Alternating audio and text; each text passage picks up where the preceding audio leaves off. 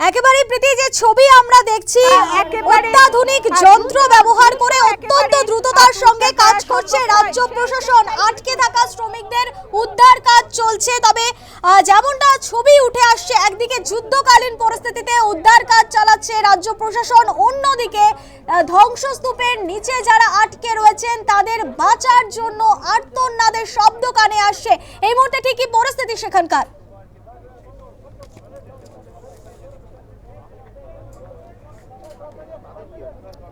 একেবারেই দেখো, দেখতেই পেলে এনডিআরএফ এর আরো একটি গাড়ি, অর্থাৎ এনডিআরএফ এর আরো একটি টিম, তারা কিন্তু এই মুহূর্তে প্রবেশ করলেন। তার পাশাপাশি ভেতরে ডিজাস্টার ম্যানেজমেন্টের টিম, দমকলের আধিকারিকরা তারা রয়েছেন, কলকাতা পুলিশের উচ্চপদস্থ আধিকারিকরা, ডিসি থেকে শুরু করে অন্যান্য পদমর্যাদার আধিকারিকরা, তারাও কিন্তু এই মুহূর্তে দেখা যাচ্ছে একেবারে রাস্তায় নেমে পড়েছেন।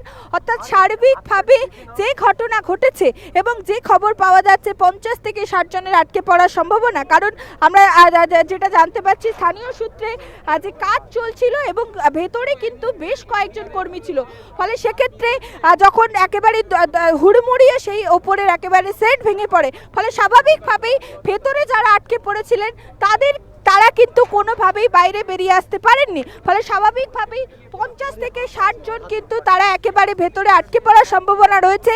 ফলে যত দ্রুততার সঙ্গে তাদেরকে উদ্ধার করা সম্ভব হয়, ইতিমধ্যেই যেটা দেখা যাচ্ছে একটা অংশ একেবারে দেখতেই পাচ্ছ উন্নত মানের ক্রেন নিয়ে আসা হয়েছে, সেই ক্রেন দিয়ে কিন্তু সেটের একটা অংশ তোলা সম্ভব হয়েছে এবং সেখান থেকেই কিন্তু উদ্ধারকারী যে দল রয়েছে তারা বেশ কয়েকজন ভেতরে প্রবেশ করেছেন, যারা ভেতরে একেবারে সামনে আটকে পড়ে রয়েছে, তাদের লোকেট করা সম্ভব হচ্ছে, তাদেরকে কিন্তু বের করে নিয়ে আসার কাজ ইতিমধ্যেই শুরু হয়ে গিয়েছে। যেটা জানা যাচ্ছে এখনো পর্যন্ত প্রায় 15 জন তাদেরকে উদ্ধার করা সম্ভব হয়েছে।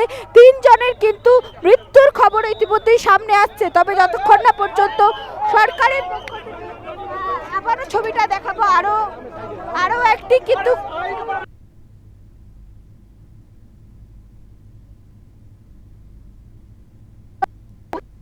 যে তৎপরতা কিন্তু একেবারেই তুঙ্গে, অর্থাৎ কোনোভাবেই যাতে কোনো গাফিলতি না থাকে, যাতে উদ্ধার কার্যের ক্ষেত্রে কোনো খামতি না থাকে, সেই দিকে কিন্তু কড়া নজরদারি সেনাবাহিনী, এনডিআরএফ এর টিম, কলকাতা পুলিশ ডিজাস্টার ম্যানেজমেন্টের টিম, দমকলের আধিকারিকরা, এমনকি কলকাতা পুরসভার কর্মীরা, তাদেরকেও কিন্তু এই মুহূর্তে নিয়ে আসা হয়েছে।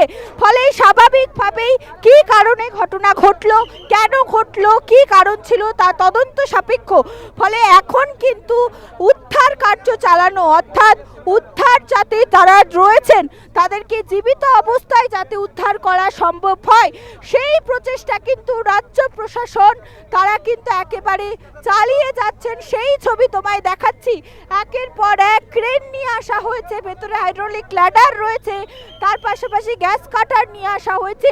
যে খবর পাওয়া যাচ্ছে একেবারে সুড়ঙ্গ পথ তৈরির চেষ্টা চলছে, কারণ যে ছবি আমরা দেখেছি একেবারে ভয়ঙ্করভাবে সেট ভেঙে পড়েছে। ফলে স্বাভাবিকভাবেই এই সেট কিন্তু সরাতে বেশ